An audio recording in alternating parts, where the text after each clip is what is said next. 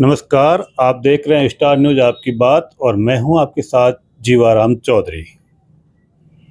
सनातन धर्म में दैवीय शक्तियां, ज्योतिष ये एक ऐसे प्रभाव है जो मानव जीवन के भविष्य को आसान बनाती है, भविष्य में आने वाली परेशानियों से बचने का उपाय बताती है। ऐसे ही जानकारियों से विद्युत हमारे साथ हैं सोजे से श्रीमान सचिन जी श्रीमाली, जो पिछले 20 साल से ये भविष्य जानने में, भविष्य बताने में और दैवीय शक्तियों के साथ ज्योतिष विद्या के भी जानकार हैं। ये 20 साल से हनुमान जी के उपासक हैं और ये बताते हैं कि पिछली 3 पीढ़ियों में इनके परिवार में हनुमान जी की विशेष अनुकंपा रही है।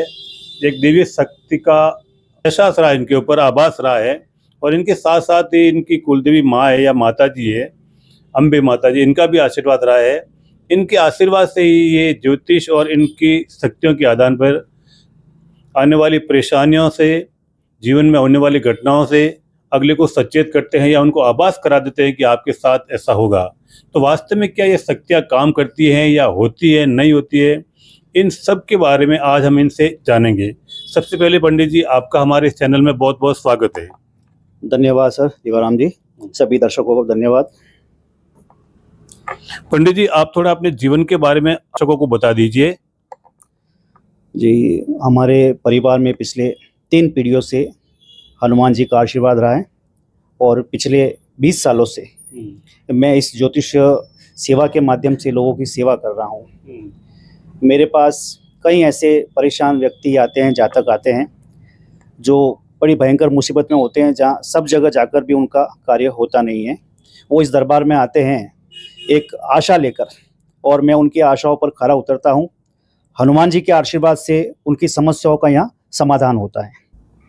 पंडित जी, हर आदमी आज के ज़माने में किसी न किसी परेशानी से जूझता रहता है, तो ये जो दैवीय शक्तियाँ होती है क्या वास्तव में ये काम करती है या मतलब ज्योतिष के आधार पर, या कुछ ऐसे ही कई बार लोग कहते हैं कि भाई नहीं, ये तो ये फालतू का बहाना है या नौटंकी है, तो वास्तव में ये क्या है?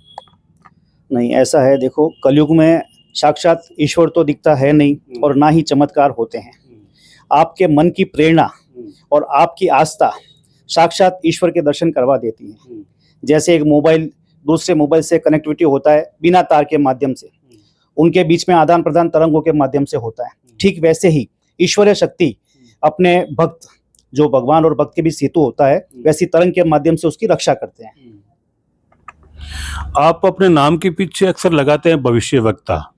भविष्यवक्ता वो इंसान होता है जो किसी भी प्राणी का भविष्य बता देता है कि भाई तेरे साथ आने वाले समय में ये घटना होगी। तो ये आप किस आधार पे बताते हो?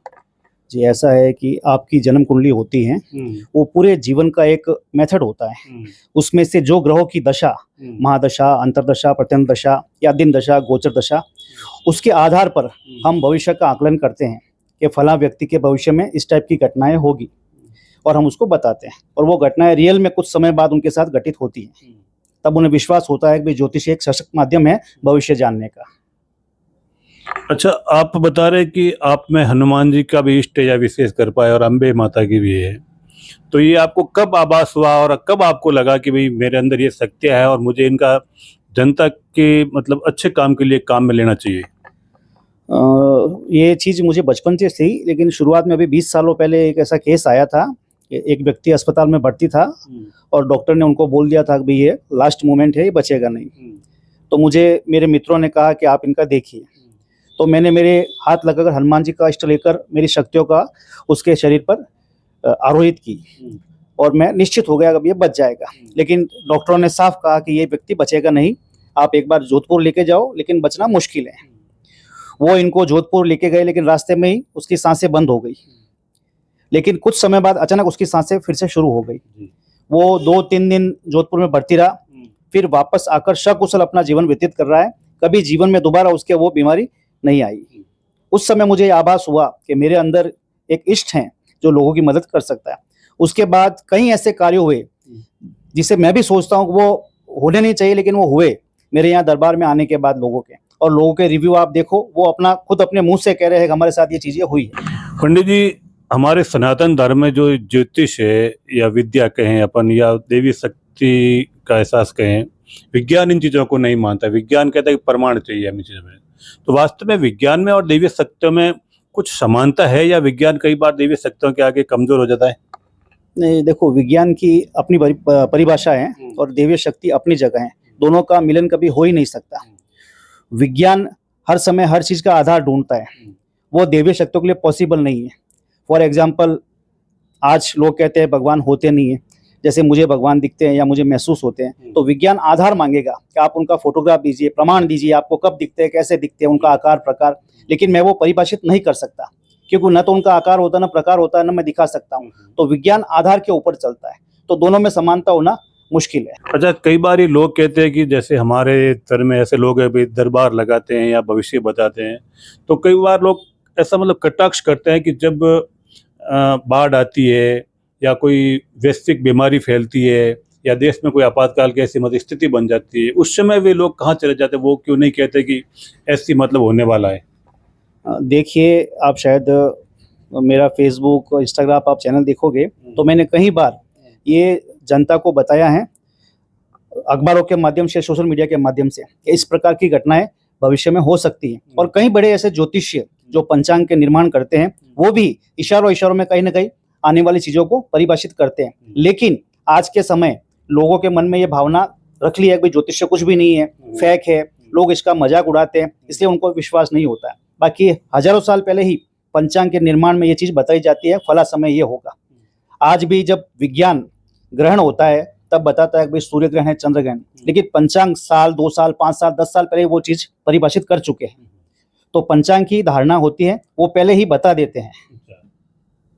अच्छा, कई बार ये भी कहते हैं कि जैसे राजनीतिक पार्टियां हैं, उनके भी कई मतलब बड़े बड़े नेता आप जैसे जानकारों के पास आते हैं कि भाई वोट में मेरी जीत होगी या नहीं होगी, तो कई बार हो भी जाती है और कई बार नहीं भी होती है।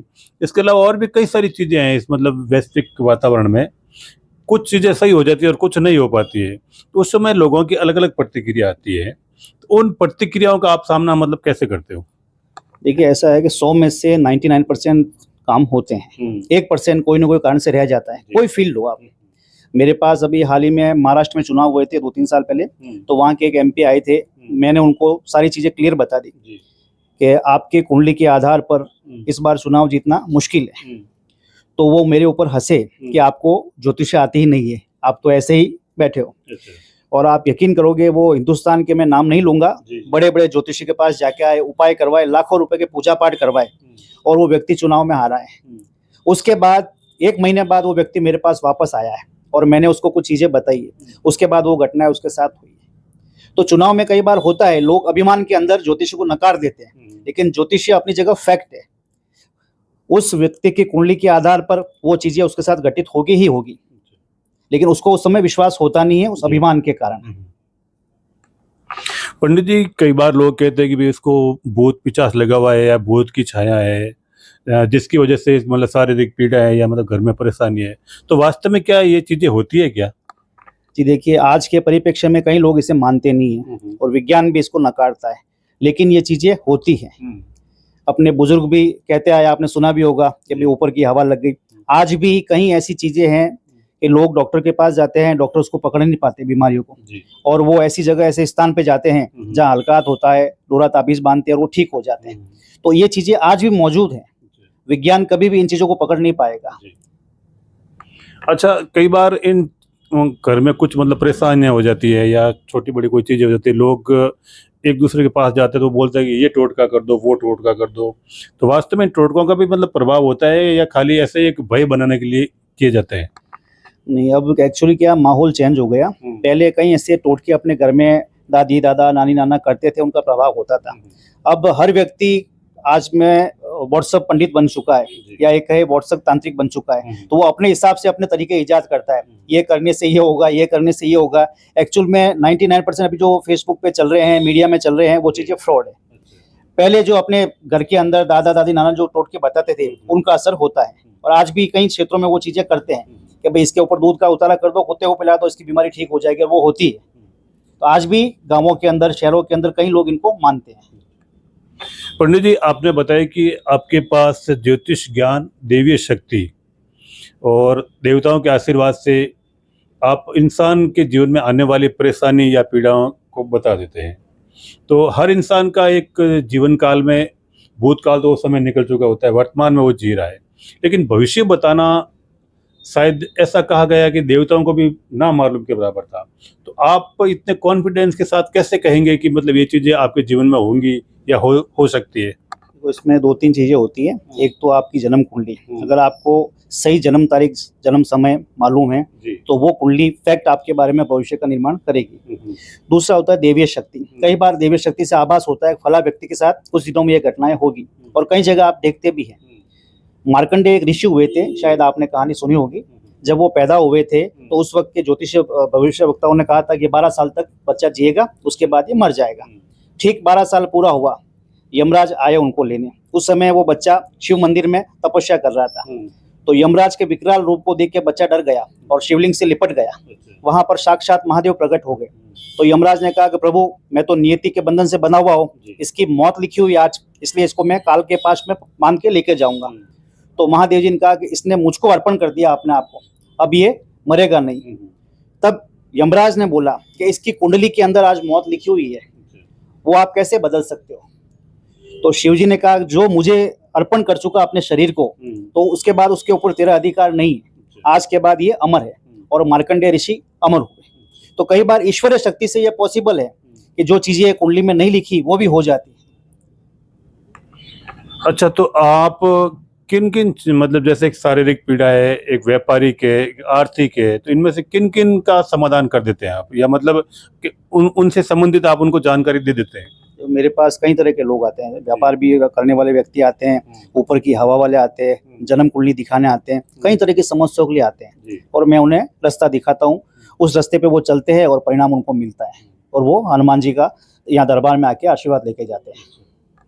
अच्छा, तो आपके पास आने या मिलने का कोई विशेष दिन या कोई विशेष समय है ऐसा, या मतलब कभी भी चाहे जो आदमी आपके पास आ सकता है, आपसे मिल सकता है? वैसे तो मैं लगातार बाहर दौरों पे रहता हूँ, लेकिन कभी कभी दरबार लगते हैं, आप दरबार में तारीख पे आके मिल सकते हैं। उसके अलावा जब मैं सोजत में रहता हूँ तो आप पर्सनल अपॉइंटमेंट लेके आके मिल सकते हैं। और बाहर शहरों में घूमता हूँ, सोशल मीडिया पे उसकी जानकारी हो जाती है, तो वहाँ पर भी आप अपना नाम लिखा के मुझे मिल सकते हैं। अच्छा, कोई आपसे संपर्क करना चाहे या आपसे मिलना चाहे तो आपका पता और आपके मोबाइल नंबर आप दर्शकों को बता दीजिए, ताकि उनकी भी अगर कोई पीड़ा या समस्या होगी या वो आपसे मिलकर कुछ समाधान चाहते होंगे तो वो आपसे संपर्क कर सकेंगे। जी, पिछले 20 वर्षों से एक ही स्थान है मेरा, सोजत सिटी में है, मेहता मार्केट के सामने श्रीमाली ज्योतिषी अनुसंधान केंद्र, और यहीं पर मेरा छोटा सा ऑफिस है। बाकी दरबार अलग अलग जगह लगते रहते हैं, तो वहाँ का पता उस समय सोशल मीडिया पे हम डाल देते हैं। आप कभी भी हमारे नंबर पे मेरे बारे में जानकारी लेकर आकर मिल सकते हो। तो महाराज जी के जो नंबर है वो मैं वीडियो के लास्ट में दे दूंगा, वहाँ से आप देख लेना। और अगर आप भी किसी भी पीड़ा, समस्या, पारिवारिक कलह, आर्थिक नुकसान, इनसे परेशान है तो एक बार आप संपर्क जरूर करिएगा इनसे। मैं इस वीडियो के माध्यम से इनको मतलब प्रमोट नहीं कर रहा हूँ, जो ये कर रहे हैं वो ये स्वयं बताएंगे, और इन्हीं के आधार पे मैंने आज ये वीडियो बनाया है। खबरों को देखते रहने के लिए बने रहिए आप हमारे साथ, और देखते रहिए स्टार न्यूज़, आपकी बात। धन्यवाद।